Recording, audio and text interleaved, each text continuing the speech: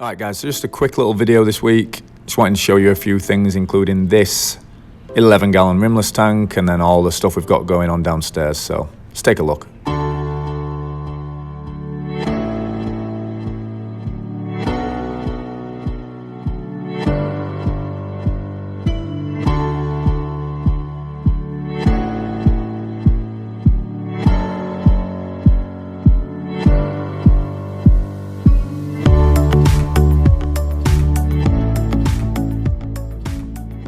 Alright, so first off, this 11-gallon rimless tank is doing brilliant. We've got the beta fish in there, Drax, as the wife calls him. We've got 5 black neon tetras that I moved from the planter tank downstairs. I'll show you that in a little bit.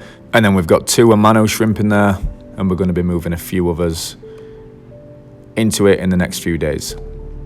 As you can see, the tank's doing brilliantly. Just actually fed them, and I'm absolutely buzzing with this tank so far. All the fish are doing great and the plants are growing really good too. The Monte Carlo that I didn't know would grow so good in this tank is really taking off, and it's almost covering the entire bottom of the tank now, even though it's only been settled probably about 3.5 to 4 weeks. Obviously no CO2 in there, so I was kind of a little hesitant about putting it in there and weren't quite sure how it would grow, but looking really good, and I'm sure that'll be taking over the tank in no time. Drax the beta fish looking brilliant. Look at that colour. Really like him. Very interactive and a fun fish to have in the area that we've got him, which is opposite the kitchen. The Amano shrimp doing really good. Cleaning the leaves, grazing on the rocks, all that good stuff. So really happy with this tank and how it's looking. And hopefully the Monte Carlo will continue to grow and the tank will continue to look this good in the next few months. So now let's take a trip downstairs and take a look at everything else we've got going on, because there's been some movement. Although I am still incredibly annoyed at how this basement looks right now. Everything fish related is doing absolutely quality. We've got the 125 in the wall, we've got the 33, the 10, the 10-gallon planter tank. And let's quickly take a look at this, as I actually rescaped it for some odd reason the other day. Not even sure why, but looks really good. And the German blue ram that's in there is looking awesome. S-Reppin is just going to see if that can carpet, and this is basically just going to be my farm tank. I'm not using this tank for anything besides housing some Otto Cinclus, some more Amano shrimp, and then this stud German blue ram. Look at that guy go. Awesome. Got some plants in there, some Anubias, some Crips, some Hygrophila, and then obviously the S-Reppins at the bottom. Just seeing if I can grow these plants in here, and then they'll eventually all be transferred to a different tank. Put a little cave in there for the Amano shrimp and the Ottos.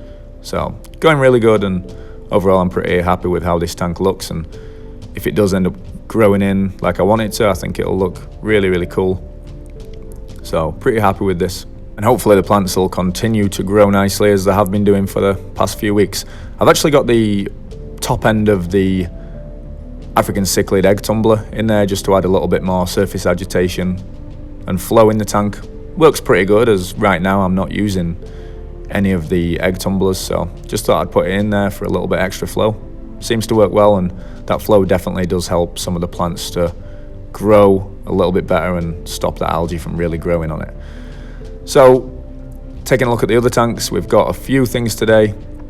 Let me just put the lights on so we can get a good look at them, and basically it's all in preparation for the things that we're going to have going on in the next few weeks and months. So just got some sponge filters from Amazon. These are the XY 380s, and these are going to be used to filter some of these guys' tanks. And quick look at those Walter Arcus, they are doing phenomenal. So we've got the sponge filter in the 55, we've got the 125 there looking quality. We added a sponge filter to the 10-gallon blue neon tank,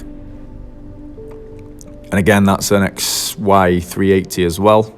All the blue neons looking good, and hopefully we'll be selling some of those guys soon because they're looking good. Look at that stud male there. Whoo! Fire.